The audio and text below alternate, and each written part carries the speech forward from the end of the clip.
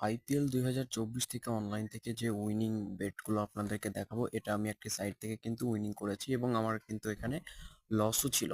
তো এই সাইটটা কিন্তু দেখা যাচ্ছে খুবই ট্রাস্টেড। আমি কিন্তু উইথড্র খুবই কম সময়ের মাঝে পেয়ে থাকি এবং আমার ক্লাব হোল্ডারটাও অনেক ভালো।